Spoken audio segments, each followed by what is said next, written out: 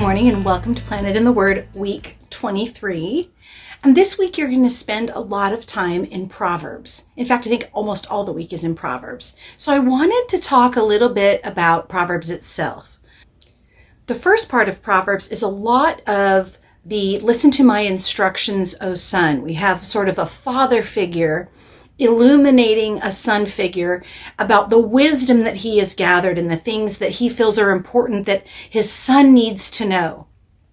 As we get later into the book, you're going to see lots of very short poetic form pieces of maybe just mic drops of wisdom that he's giving. Now, a lot of those different pieces of information are put into a chiastic form. Now, we talked about chiastics, literary devices, when we were talking about Esther, because the entirety of the book of Esther is in chiastic form, which is characters that start out elevated end up lower, and characters that start in a more low form end up elevated. So we have this inversion that's going on all throughout the book of Esther. And Esther is considered a prime example of a chiastic literary style. Well, here in Proverbs, there is also a chiastics going on, because constantly through the book of Proverbs, you're going to see that wisdom does this, but the fool does this.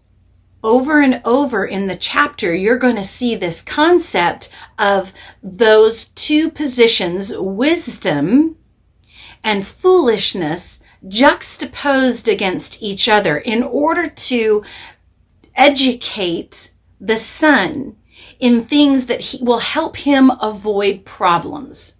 And these chiasms are all across Proverbs, and they're done in little bite-sized pieces. So we talked about wisdom last time we talked about Proverbs. So this time I would like just to give you a quick little insight on foolishness, or the fool, or the foolish man. So that poor guy is constantly put at the equal opposite of the person who acts in wisdom.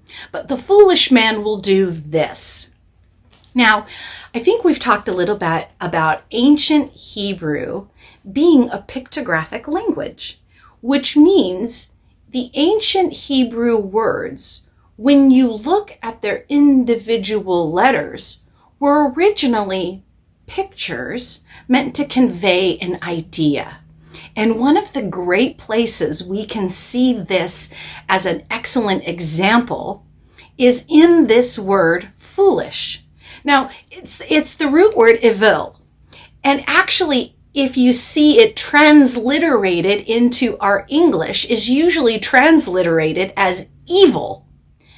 Which, when you see there's a ruler in the ancient Babylonian era called Evil Marduk. Well, what his real name in Hebrew would be translated is not evil, but that's how they spell it. But it's this Hebrew word that means foolish. And it's made up of 4 letters. But the fun part of this word comes when you look at the letters that they strung together in ancient Hebrew to convey this idea of a foolish person. The 4 letters, and they're going to appear on your screen, are Aleph, Vav, Yud, and Lamed. Avil. And those 4 letters each have a separate picture. Aleph was the picture originally of an ox head, and it means the strongest, the first, the foremost. That is the idea that this ox head was supposed to convey to an ancient Hebrew, right? It's this Aleph, the first of your flock.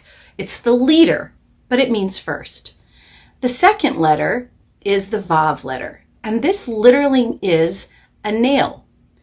It is the actual word and it means to connect things, which you can see. So we have an ox head, and we have a nail, which means to connect something or connected to. The third letter of this Hebrew word is the letter Yud. Now, Yud is the smallest of the Hebrew letters, and it literally means hand. It was eventually what became an iota in Greek. So it's this Yud is always the idea of the hand.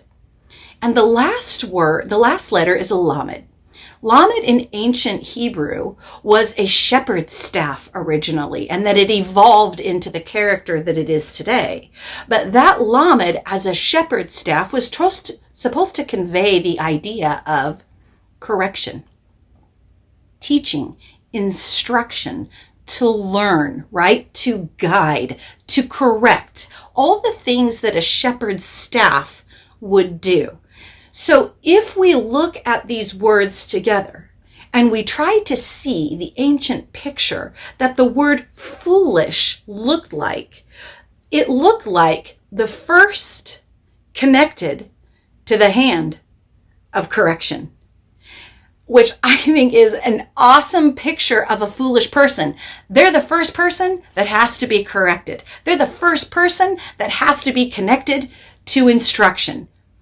I think that what it's trying to show you is the foolish person is the first person you're going to notice in any situation that somebody has to come in alongside and correct. They're just not getting it. And that's the word letters that they used to end up conveying the idea of a foolish man, an avel. I hope you find this interesting as you read through the ancient book of Proverbs. It's wonderful. It has so many great, even modern, it's just timeless in its wisdom as you read it. I hope you find that interesting. Thanks for stopping by. Have a good week. Bye-bye.